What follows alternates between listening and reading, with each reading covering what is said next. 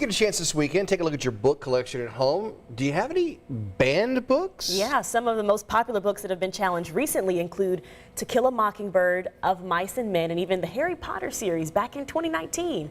Samantha Johnson spoke with a couple of professors at IU during what's called Banned Books Week, which I didn't know was a thing. Banned Books Week. Yeah, this is really a national effort dedicated to celebrating our freedom to read. And banning books or even just filing a report to challenge them is nothing new. This idea really took off back in the 80s. But experts at IU tell me there are a few topics in recent years that have been especially challenged.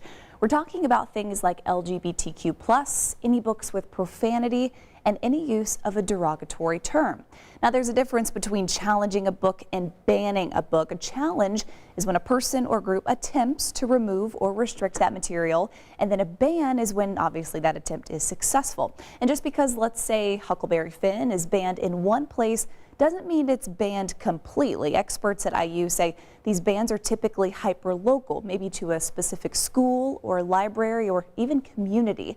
But just last year, the American Library Association reported there were close to 1,600 individual book challenges or removals, and topping that list was a book called Gender Queer. Now, earlier you guys mentioned some of the most popular books that had been challenged.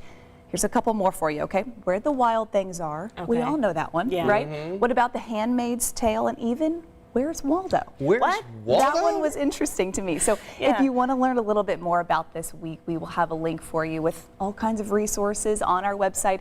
And then coming up at 6:50, we're going to talk a little bit about why these experts say it can be maybe a little dangerous to ban some of these books. So we'll get into some of that reasoning in the next hour. One of my favorite books is Of Mice and Men. I love the story, but it is, I mean, when you, now as an adult, I look back and I say, well, would I want my 6-year-old reading that? And it, you know, because it's got it's got a very tough kind of ending to it, you know, so you can kind of see these things, but I mean, where's Waldo? Yeah. What? I mean, come on. I did look up like a couple of titles to see if some of the books that I thought may have been banned that I read in school. But some of the reasons why they're challenged, like I think, is what's most surprising for some of these. And I think I'm gonna look into it. We'll talk about it a little bit later. Conversations to be had. Okay.